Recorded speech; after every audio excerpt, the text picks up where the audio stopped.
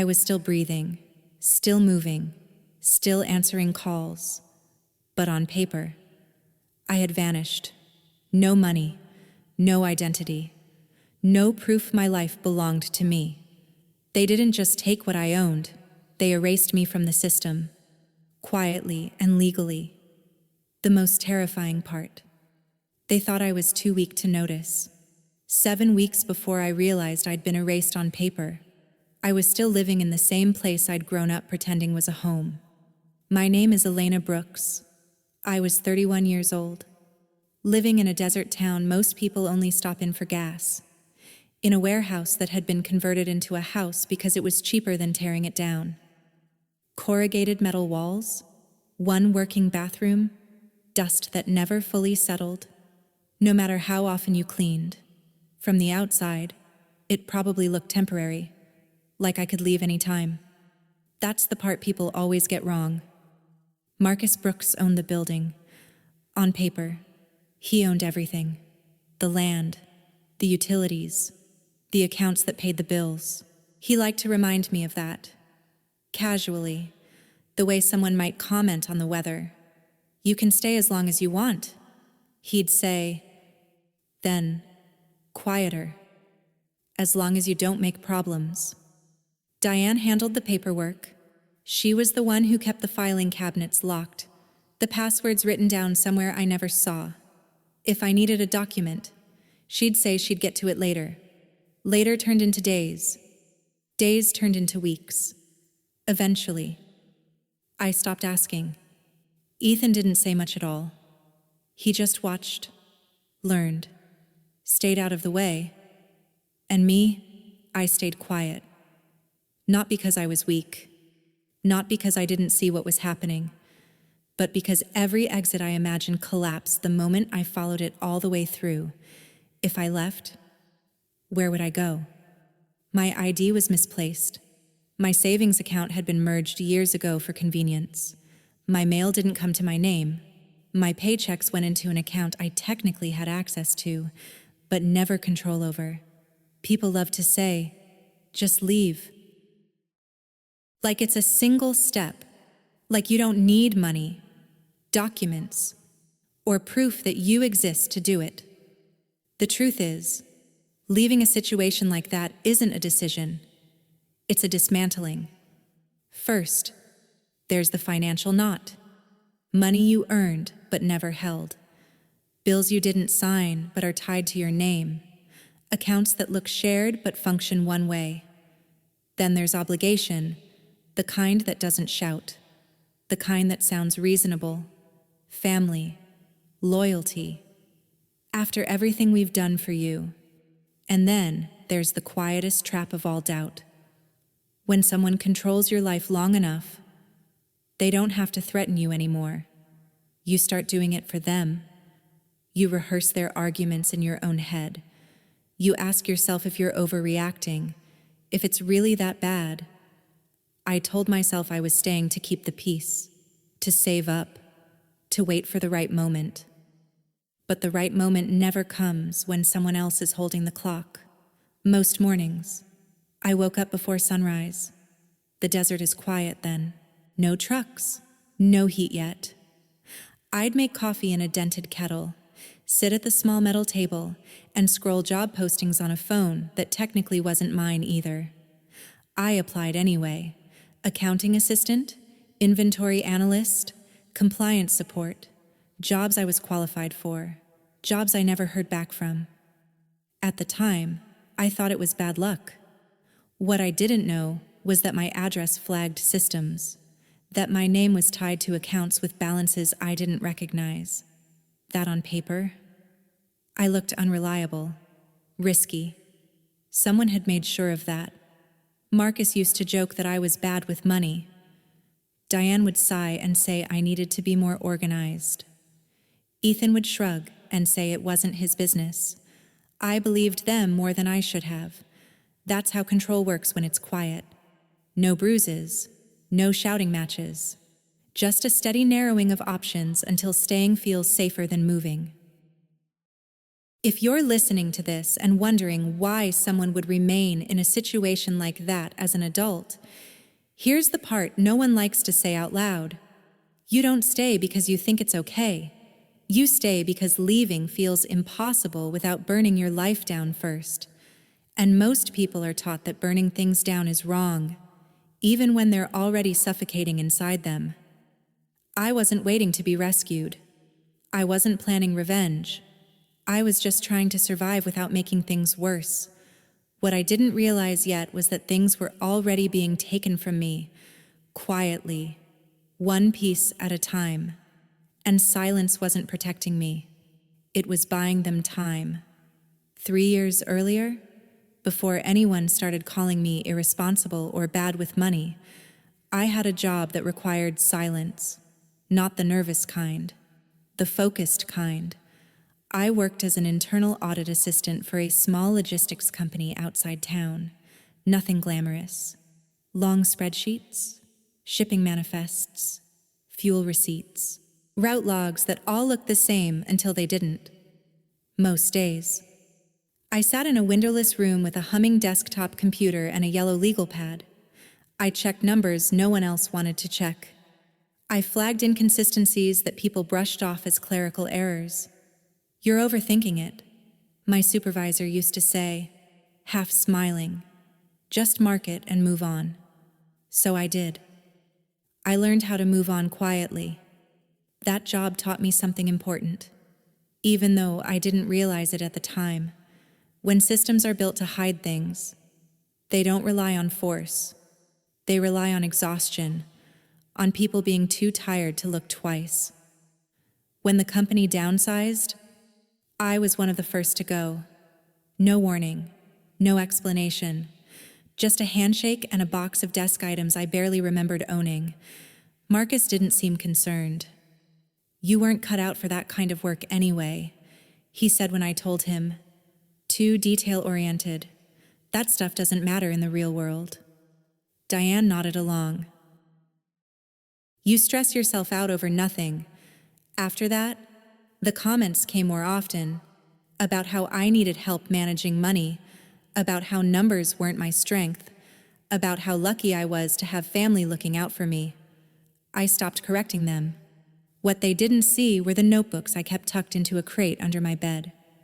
Old habits, pages of figures, dates, patterns I noticed and wrote down without thinking. It was muscle memory more than intention. At home, control tightened slowly. Marcus decided it was simpler if all utilities stayed in his name. Diane insisted it was safer if important documents were kept together, locked away. If I asked for something specific, they'd act confused, like I was being dramatic. "You don't need that right now. We'll handle it." "Why are you so suspicious?" Ethan learned quickly. He repeated whatever kept things calm.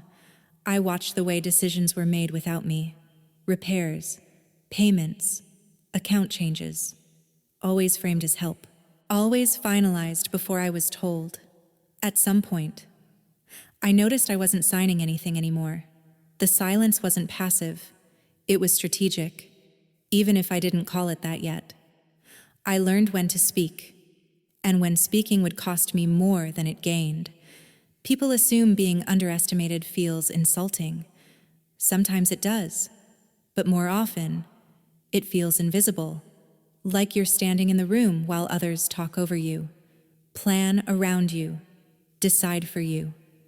And the strange thing is, the more invisible you become, the safer they feel. Marcus stopped locking his office door. Diane left files out on the table. Conversations happened openly, assuming I wasn't paying attention. They forgot who I was. That's the trap people like them fall into. When you convince yourself someone is weak, you stop watching them. I didn't argue. I listened. I listened when Marcus complained about delayed shipments, when Diane muttered about numbers not lining up.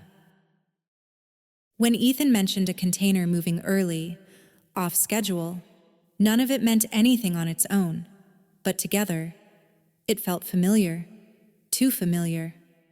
late at night, when the warehouse settled and the desert cooled. I pulled out my old notebooks. I didn't know what I was looking for yet. I just knew how to look. Dates, repeated vendors, routes that didn't make sense, charges that appeared just under reporting thresholds. I wasn't investigating, not consciously. I was remembering how my brain worked before I was told it didn't matter. That's something no one warns you about. When your ability is dismissed long enough, you start treating it like a liability instead of a tool. You hide it. You downplay it. You forget it's there. But ability doesn't disappear. It waits. Marcus believed power came from ownership. Diane believed it came from paperwork. Ethan believed it came from proximity. None of them believed it could come from observation. By the time I noticed how much access I no longer had, I also noticed how much access they assumed I never needed. Passwords spoken aloud, documents stacked by category, patterns repeated without variation. They weren't careful because they didn't think they had to be. That's the danger of control built on contempt. It blinds you to the one person who understands the system well enough to see its cracks. I wasn't planning anything yet. I wasn't brave. I wasn't angry. I was just awake. And for the first time in a long while, I stopped telling myself I was bad at this. Because the truth was, I'd never stopped being good at it. They had just convinced me it didn't matter. And that belief was about to cost them far more than they realized. 3 nights later, I was carrying a stack of empty boxes past the loading bay when I heard Marcus on the phone.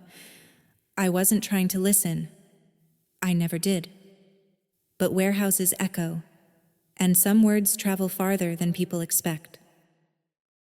Friday morning, he said. No delays. I want it off-site before the weekend. I stopped walking. He lowered his voice, but not enough. I caught fragments. A container number. A transfer order.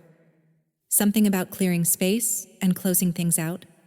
That night, I couldn't sleep. The desert does that to you. When the air finally cools, your mind heats up. Every sound feels louder.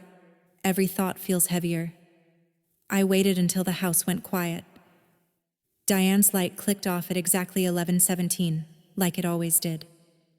Marcus's door followed a few minutes later. Ethan stayed up later. Headphones on, oblivious. I slipped on my shoes and went back into the warehouse. The container sat at the far end, half hidden behind pallets of old equipment. It wasn't locked. It never was. They didn't think they needed to. Inside were filing boxes stacked almost to the ceiling. Some were labeled. Most weren't. I pulled one down and opened it.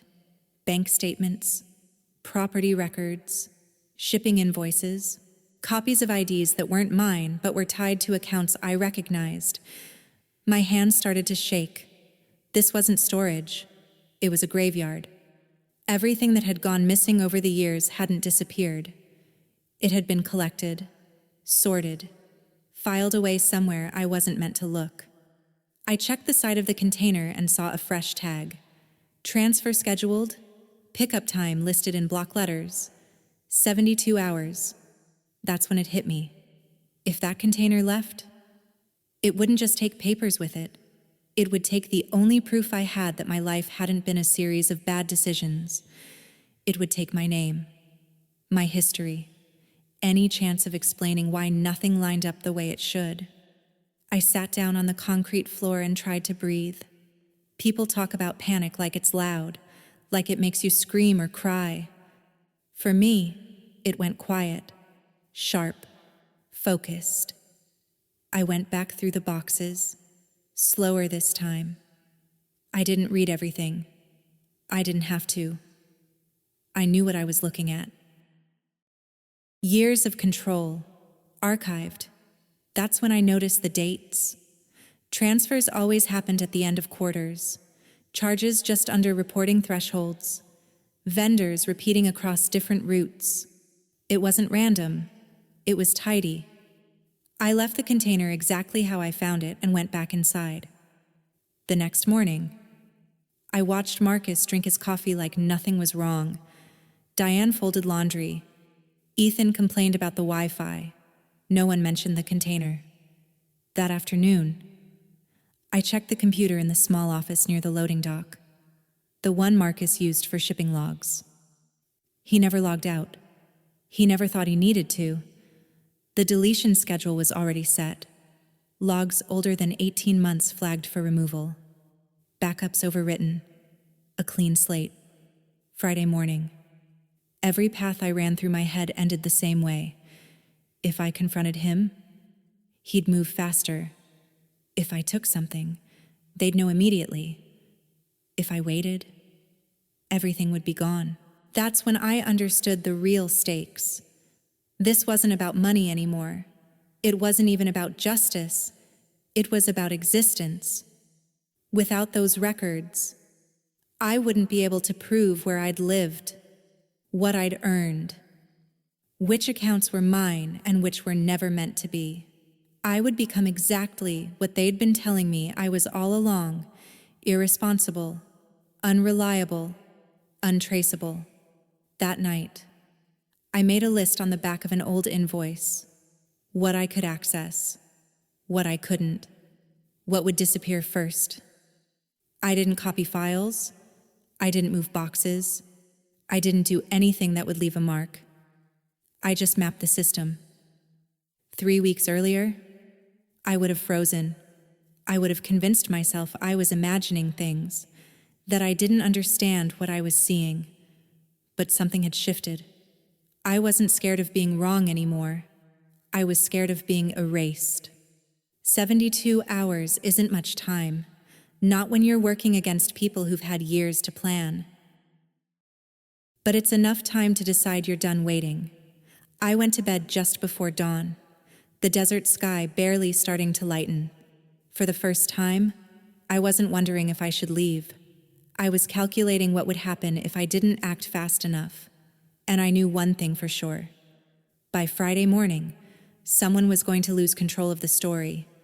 The only question was who. Before I tell you what I did next, I need to pause for a second, because I can already hear the comments. Some of you are thinking, why didn't you just call the police? Or, that's not how any of this works. Or, if this is real, the system would have stopped it. And you're not wrong for asking.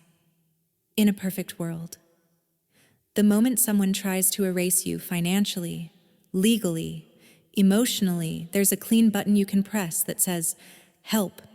Someone shows up. Someone reads the situation. Someone protects the person who's being harmed. But that isn't how real life works. The system exists. The rules exist. The cameras exist. The paper trail exists. What people don't talk about is the gap between existing and activating. Because systems don't move on feelings. They move on triggers, reports, documentation, timestamps, names, dates, proof. And in my house, for years, Marcus and Diane had been building their control around one simple truth. If you can keep someone from the proof, you can keep them from the system. That's why the container mattered. That's why the deletion schedule mattered. Because without records, I could say 100 things and still sound like a disgruntled adult child. I could cry. I could beg. I could explain my entire life. And the first question would still be, do you have any evidence? That's the brutal part. People like Marcus don't win because they're stronger. They win because they understand what the world demands from you before it believes you. And they use that. I learned that the hard way the first time I tried to push back. It was 2 years earlier. I'd gone to the bank branch in town because my debit card kept declining. I stood in line, sweating through my shirt, telling myself it was probably a glitch. The teller pulled up the account and frowned. "Are you Elena Brooks?" she asked. "Yes," I said. She looked at my ID for a long time, Then she looked back at her screen. Then she lowered her voice. There was a change made. You don't have full access anymore. I remember how my stomach dropped, like the air left my body. Who changed it? I asked. She pointed at the screen without turning it toward me. I can't disclose details, but it shows an authorized signer updated permissions. I left with nothing but a pamphlet about account security. No one chased me out. No one slammed a door in my face. It was worse than that. It was polite. And when something is done politely, people assume it must be legal. That's how the system can feel when you're on the wrong side of it. Not like a villain, like a wall. So when you ask, why didn't you just call someone understand this? I did. In small ways. And every time, I hit the same wall. The same questions. Where do you live? Do you have a lease?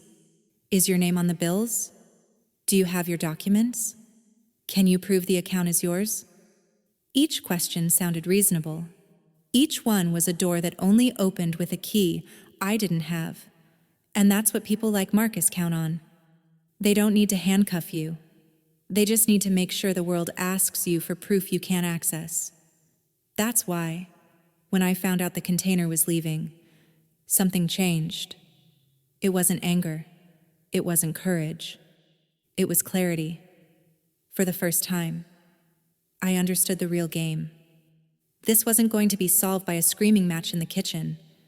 It wasn't going to be solved by me finally standing up straight and saying, I'm done. Because Marcus didn't fear my voice. He feared paperwork. He feared a time-stamped record that could be verified by someone outside this warehouse. He feared the kind of truth that doesn't care who's louder. So I stopped thinking like a daughter trying to be believed, and I started thinking like an auditor. I knew what mattered. I knew what held weight. Names, dates, account numbers, vendor invoices, transfer orders, shipping logs. The kind of boring details most people skip right past. Those details were the difference between a story and a case. And if you've never been trapped inside a situation where you're being controlled quietly, let me tell you something. The hardest part isn't the harm itself. It's realizing that the world won't step in just because you're hurting. The world steps in when you can show where the harm touches the system. That's the gap most people don't understand until it's too late. I didn't need Marcus to admit what he was doing. I needed to prove it. And I had 72 hours before the proof rolled away on a truck. So that night, I didn't call and beg for help. I started building the trigger that would force the system to move. And once you understand that, you'll understand why everything that happened next was inevitable. The realization didn't come all at once. It never does. It came in pieces, late at night, sitting on the cold concrete floor of the warehouse with a legal pad and a pen that barely worked. I started the way I always used to, not with suspicion, with patterns. Back when I worked internal audit, my job wasn't to prove wrongdoing. It was to notice when things didn't behave the way they should. Numbers repeating too neatly, timing that felt intentional, small inconsistencies that only mattered if you knew where to look. I hadn't thought about that part of myself in years. Marcus made sure of that. He liked to joke about my old job, called it paper pushing. Said it was cute that I thought spreadsheets mattered in the real world. Diane would smile along, nodding, like they were indulging a child. I believed them longer than I should have. That night, I stopped believing. I lined up the shipping invoices from the container with the bank statements I'd memorized over the years. Same vendors, same routes, different amounts, always just under thresholds that triggered reviews. I felt my chest tighten, because this wasn't sloppy. This was designed. The money didn't move straight from one place to another. It took detours, logistics fees, storage costs, consulting charges, all legitimate on the surface. But when I stacked them month by month, the shape appeared. It wasn't theft. It was laundering. I remember whispering it out loud, like saying it too loudly might make it disappear. And in that moment, something shifted inside me. I wasn't guessing anymore. I wasn't imagining things. This wasn't a story about control that lived only inside the walls of a family. It crossed into systems, regulations, jurisdictions, the kind of places Marcus had always assumed I'd never understand. I stayed up until sunrise tracing flows with arrows and dates. My handwriting got messier as the hours passed, but the picture got clearer. Every time Marcus told me I didn't need to worry about money, another account had quietly moved. Every time Diane reminded me how lucky I was to have a roof over my head, another layer had been added. Control wasn't the goal. Control was the cover. The next morning, I watched Marcus differently. He stood in the kitchen, scrolling through his phone, relaxed, confident, still convinced he was 10 steps ahead. That confidence wasn't arrogance. It was certainty. The kind you have when you think the person across from you doesn't even know the game exists. That's when I realized the mistake he'd made. He thought I'd forgotten who I was. He thought the years of silence meant the skills were gone, but silence doesn't erase understanding. It just buries it. 3 hours later, I checked the shipping log again. One line had been altered, a destination code shortened, a vendor name abbreviated. Tiny changes, the kind no one notices unless they're looking for intent. I took photos, not of everything, just enough. I didn't upload them. I didn't send them anywhere. I let them sit. That night, Marcus snapped at dinner. Nothing dramatic, just sharp, irritated. "Why are you hovering around the office so much?" he asked, not looking at me. I shrugged, trying to stay busy. He nodded, but his jaw tightened. That was the first crack. People like Marcus don't panic easily. They don't lash out when they feel powerful. They start paying attention. Over the next 2 days, things changed. The container was suddenly locked. The office computer logged out automatically. Diane started asking questions she'd never asked before. "Did you move anything? Did you touch those files?" "Why are you writing so much lately?" I answered calmly. "The same way I always had?" "No. I don't know. Just thinking." The truth was, I wasn't hiding anymore. I was watching. Marcus began making mistakes. He rushed a transfer, used the wrong vendor code, repeated an amount he'd never repeated before. Pressure does that to people who rely on precision. By the third night, I had enough to know exactly what I was looking at. Not just wrongdoing, exposure. The kind that doesn't need a confession, just a comparison. I remember standing in the doorway of the warehouse office, holding the legal pad, realizing something that scared me more than the discovery itself. I had leverage, not emotional leverage, structural leverage. The kind that doesn't care how loud someone is or how angry they get, the kind that waits patiently. Marcus walked in while I was still there. I didn't hear him at first. "You working late?" he asked. I looked up slowly. "Just organizing," I said. He glanced at the papers on the desk. His eyes lingered a second too long. "Don't overthink things," he said, trying to sound casual. "You always did that." I nodded. "You're right." But his confidence didn't return. That was the moment. Not when he yelled. Not when he threatened. Not when he tried to assert control. But when he hesitated. When he realized I wasn't just surviving anymore. I was understanding. And once that happens, the balance shifts. People who build power on the assumption of your ignorance crumble fastest when they realize you've been watching the whole time. He forgot who I was. And now, he was starting to remember. I went to bed that night knowing something irreversible had happened. Not to him, to me. Because once you see the system clearly, you can't unsee it. And once someone realizes you see it too, the control is already gone. By the time Marcus started locking doors and changing passwords, I stopped feeling like I was fighting a person. I was fighting a system. And once you understand that, you stop wasting energy on the wrong moves. A lot of people think power is loud. They think it's the person who yells the hardest, slams the table, threatens the most. But the kind of power Marcus had wasn't in his voice. It was in forms, accounts, permissions, signatures. The boring stuff most people ignore until it ruins their life. That's why he'd always been so calm. He didn't need to win arguments. He just needed to keep me from the keys. The moment I realized that, my thinking changed. I stopped asking myself, how do I get him to stop? And I started asking, where does this touch the outside world? Because that's the truth. No one tells you when you're trapped inside a situation like this. The system doesn't care about who's mean and who's nice. The system cares about what can be verified. That week, I didn't confront Marcus again. I didn't accuse Diane. I didn't demand my documents back.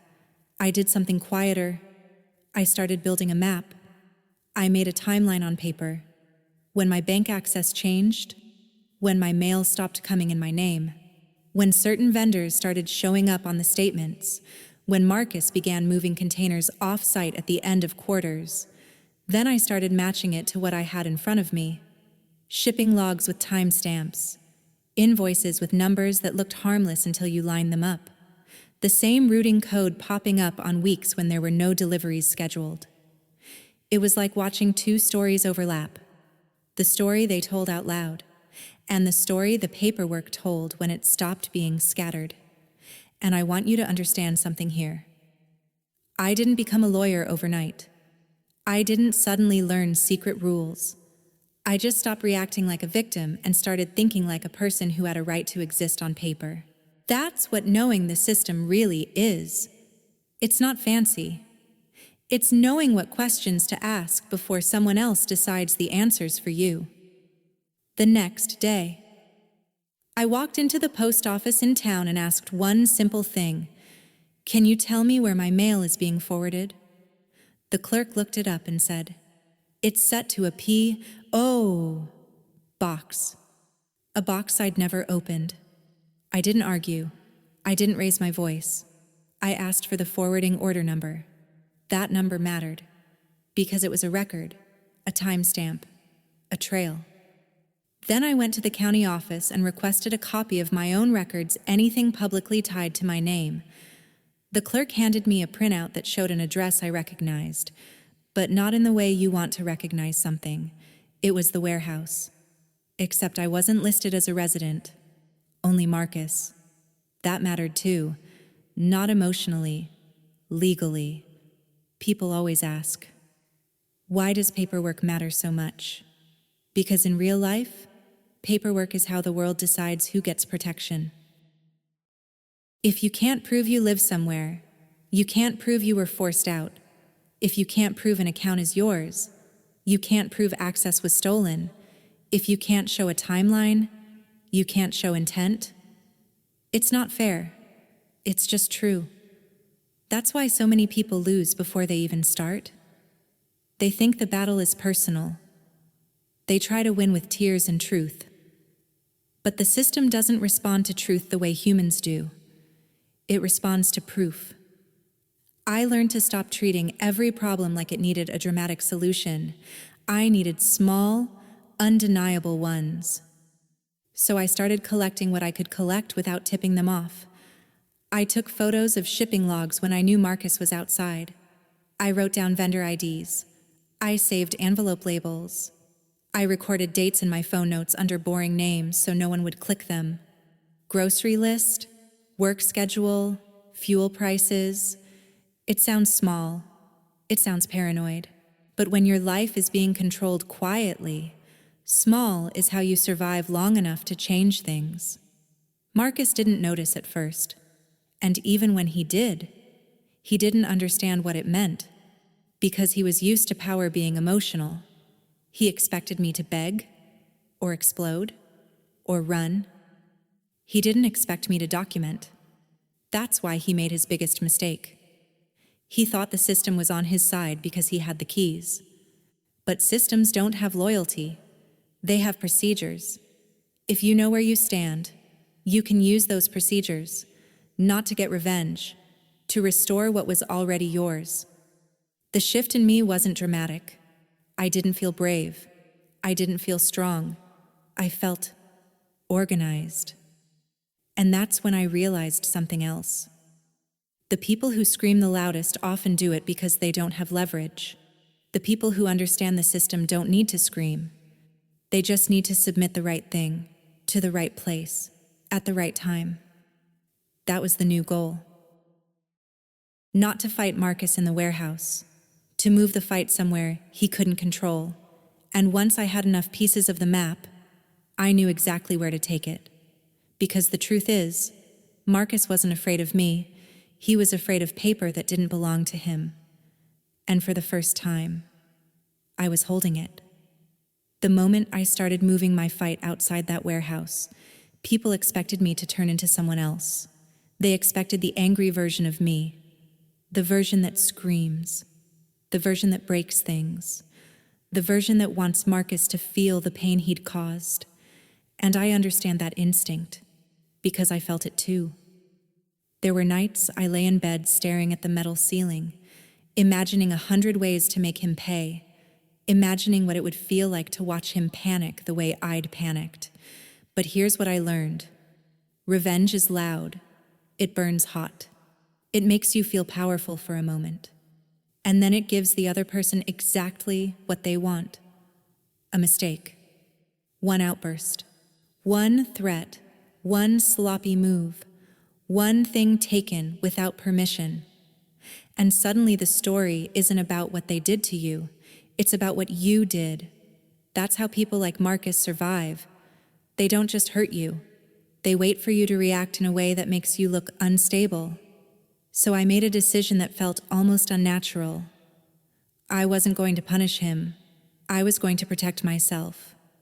That difference sounds small, but it changes everything. Punishment is about emotion. Protection is about structure.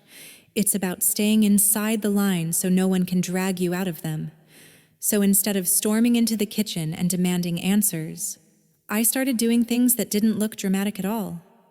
I opened a new email account from a public library computer, one Marcus couldn't access. I bought a prepaid phone with cash I'd been hiding in an old boot box.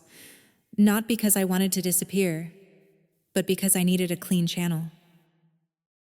I created duplicates of what I could photos, timestamps, records stored in more than one place. Not because I was paranoid, because I was learning how the world actually works. That week, I met with someone who didn't know Marcus, a legal aid advisor in a neighboring county. Not a hero, not a savior. Just a tired woman with a stack of folders and a calendar full of people like me. She didn't ask me if Marcus was a bad person. She asked me questions Marcus had spent years making sure no one would ever ask. Do you have documentation of restricted access to accounts? Do you have proof of residency or mail forwarding changes? Can you show a timeline of transfers and vendor payments? Are there witnesses who can verify control or intimidation? Every question felt like a door opening, not because it was easy, because for the first time, the conversation wasn't about whether I deserved help. It was about whether I could prove the need for it. That's when I understood something that sounds cold, but it's important. In real life, justice isn't a feeling, it's a process. And processes don't respond to rage. They respond to order. So I stayed ordered. When Marcus confronted me again, I didn't explode. He caught me leaving early one morning, keys in my hand, and he stepped into my path like he owned the air around me. "Where do you think you're going?" he asked. His voice was calm, but his eyes weren't. I looked at him and said, "I have errands." He scoffed. "You're acting strange." "I'm tired." I said. That was it. No accusations, no threats, no confession for him to deny, just a neutral answer that didn't give him anything to hold. Diane tried next. She cornered me in the laundry area, holding one of my notebooks like it was evidence of a crime. "What is this?" she demanded. I took it from her gently. "Notes. Notes about what life," I said, and walked away. If you've never dealt with someone like this, it might sound like I was being evasive, but I wasn't. I was refusing to play on the emotional field they controlled, because I wasn't trying to win an argument anymore. I was trying to preserve a case. That's the discipline part people don't talk about. Self-defense isn't always physical. Sometimes it's the discipline to not do the satisfying thing, to not say the cutting line, to not smash the thing you want to smash, to not give them the moment they can point to later and say, "See, she's unstable." There's a reason I keep saying he forgot who I was. Marcus didn't just underestimate my skills. He underestimated my restraint. He believed my silence was weakness. He didn't understand it was practice. And the more controlled I stayed, the more frantic he became. Because he couldn't get me to slip. He couldn't bait me into a scene. He couldn't force me into being the version of me that would make his story believable.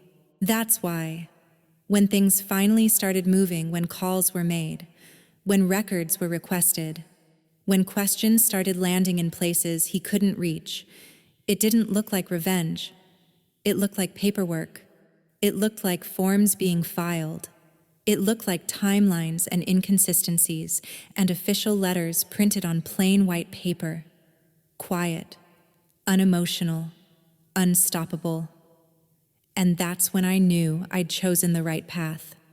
Because the goal was never to destroy him. The goal was to make sure he couldn't destroy me again. That's what disciplined self-defense looks like.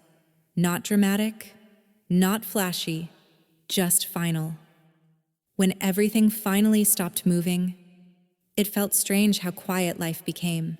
No shouting, no slammed doors, no late-night phone calls whispered behind closed walls, just mornings that arrived without tension. I didn't wake up feeling like I had to prove I deserved to be there. I didn't check my phone expecting another account alert or another lockout notice.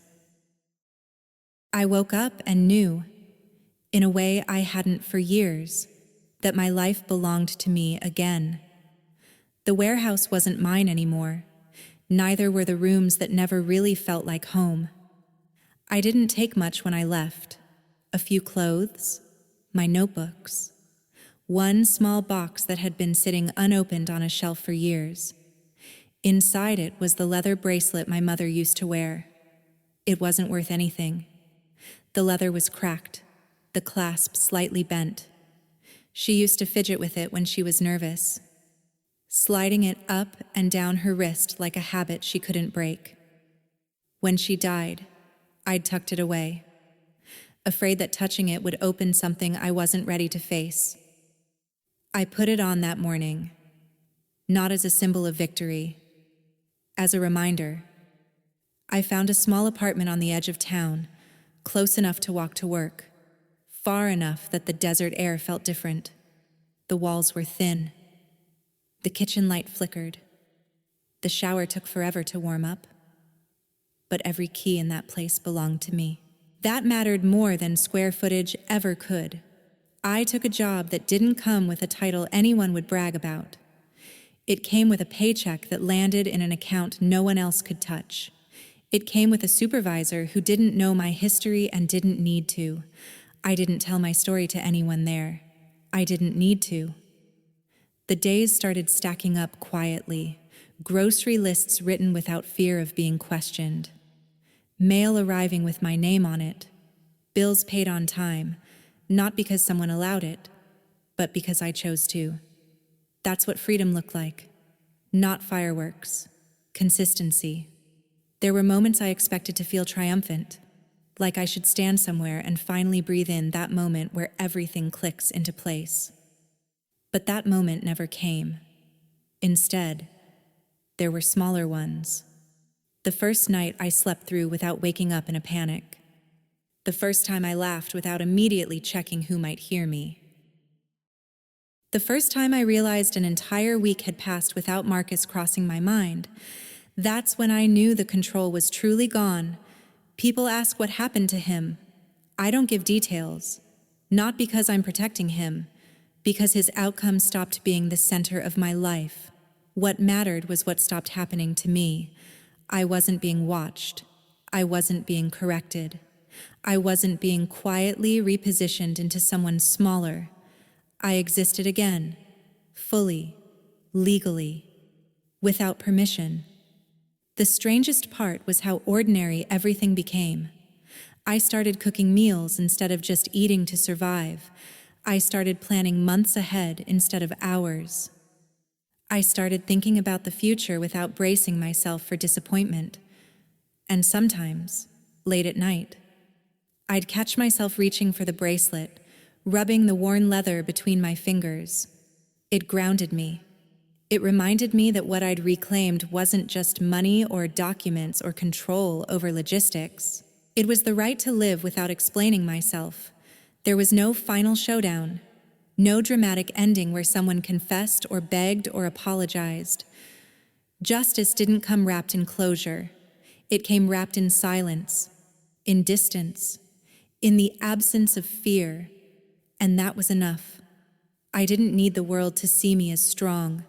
I needed to wake up each day knowing I wasn't invisible anymore, that my name existed on paper, that my choices carried weight, that my life sat where it belonged back in my own hands. And once that happened, everything else faded into the background. Because when your right to live finally returns to its proper place, you stop looking backward. You start building forward, quietly, on your own terms. If you're still listening right now, there's a reason. Because stories like this don't just hold your attention. They press on something familiar. Maybe you didn't live in a warehouse. Maybe no one locked you out of accounts or moved containers in the middle of the night.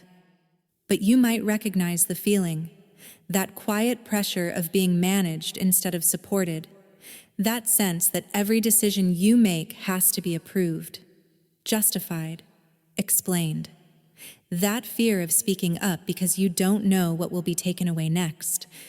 If that sounds familiar, I want you to pause for a second, not to judge yourself, not to rush into action, just to notice where you are. Ask yourself something honestly. Is what's holding you back a lack of courage, or is it a lack of clarity for a long time? I thought I stayed silent because I was scared, because I was weak, because I didn't want conflict. But that wasn't the truth. I stayed silent because I didn't understand the structure I was trapped inside. I didn't know what mattered. I didn't know what counted as proof. I didn't know where power actually lived. And when you don't understand the system you're inside, everything feels personal. Every insult feels final. Every restriction feels deserved. Every closed door feels like a verdict on who you are. But systems don't work on feelings. They work on inputs, documentation, timelines, patterns, triggers. That doesn't mean the system is fair. It means it's predictable. And predictability is something you can learn. So if you're watching this and thinking, this feels close to home, I'm not here to tell you to confront anyone. I'm not here to tell you to blow things up or walk away tomorrow. Sometimes leaving without understanding just puts you in the same story with different characters. Instead, ask yourself a quieter question. Do you know how your life looks on paper? Not how it feels, not how you explain it to friends, but how it's recorded. Who controls your access? Whose name is on the documents that define your stability? What assumptions are being made because you've never challenged them? You don't need answers today. You just need to know whether you've been fighting emotionally in a space that only responds to structure. Because once you see that, something shifts. You stop blaming yourself for not being stronger. You realize strength was never the missing piece. Understanding was, and that understanding doesn't turn you into a colder person. It turns you into a clearer one. Clear enough to choose when to speak and when to document. Clear enough to know which battles are loud and which ones are effective. Clear enough to protect yourself without becoming someone you don't recognize. I won't tell you what to do next. Your situation isn't mine, but I will leave you with this. If you feel trapped, ask whether you're lacking emotion or lacking a map. Because once you know where you stand in the system, the ground under you starts to feel different. And sometimes, that's the first real step toward getting your life back.